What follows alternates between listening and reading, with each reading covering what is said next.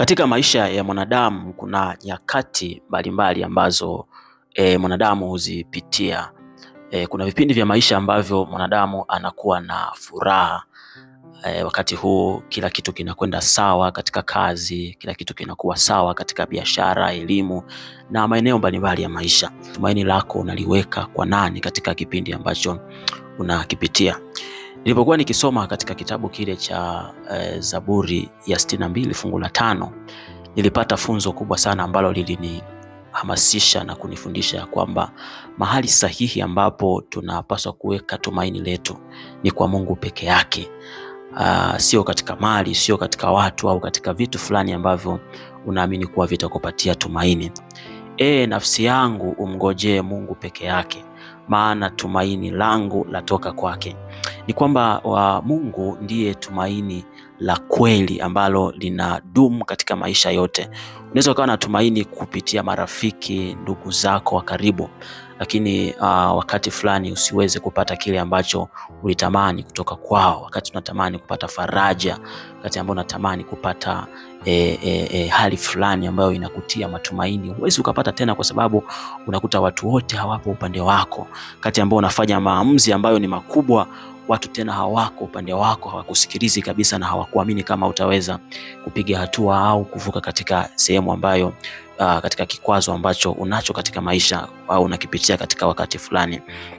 Fungu hili la Zaburi ya 62 linatoa na kutupatia tumaini kuwa tumaini letu linapaswa kuwa kwa Mungu peke yake. Lakini hatuna maana kwamba tunapomtumaini Mungu hatutakutana na changamoto zozote za maisha, la hasha. Bali tunakuwa na tumaini kwamba hata katikati ya dhoruba hatuko peke yetu. Mungu ni mwaminifu na ahadi zake hazibadiliki. Katika kitabu cha Yeremia sura ya 29 fungu la 11, maandiko yanasema ya kwamba maana nayajua mawazo ninayowawazia ninyi, ni mawazo ya amani wala si ya mabaya, kuwapa ninyi tumaini siku zenu za mwisho.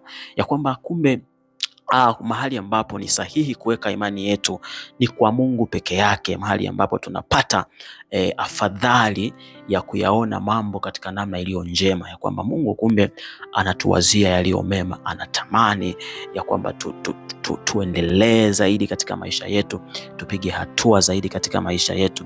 Hii ni ahadi ambayo kupitia nabii Yeremia alipokuwa akipewa tumaini na Mungu ya kwamba Mungu mawazo anayotuwazia sisi ni mawazo ya amani si ya mabaya. Inatoa ahadi inayojaza moyo inayojaza moyo faraja na ujasiri wa kuendelea mbele.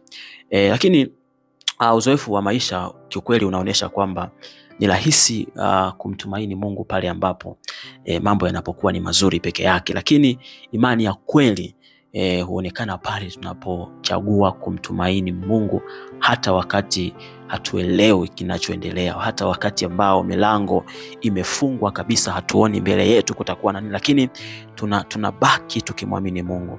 Hapo ndipo tumaini letu linapokomaa. Wakati ambao tunapitia changamoto nyingi za maisha, tumaini letu linakomaa na kujengeka katika namna ambayo ni njema sana, nyakati ambayo inaleta tumaini lililo zuri, tumaini ambalo lina baraka ndani yake.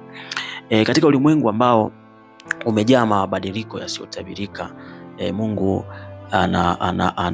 anastahili kuwa ndiye mfariji wa karibu, ndiye msaada wa karibu, ambapo utaweka tumaini lako la dhati katika maisha yako yote. Leo natamani sana kukupatia ujumbe ya kwamba weka tumaini lako kwa Mungu peke yake. Weka tumaini lako kwa Mungu peke yake, kwa kumwambia ya kwamba natamani ya kwamba Mungu, mimi niwe na imani kwako, hata kama nitakuwa na nyakati ambazo zitakuwa ni ngumu kwangu, zitakazonipatia misukosuko, zitakazonipatia maumivu.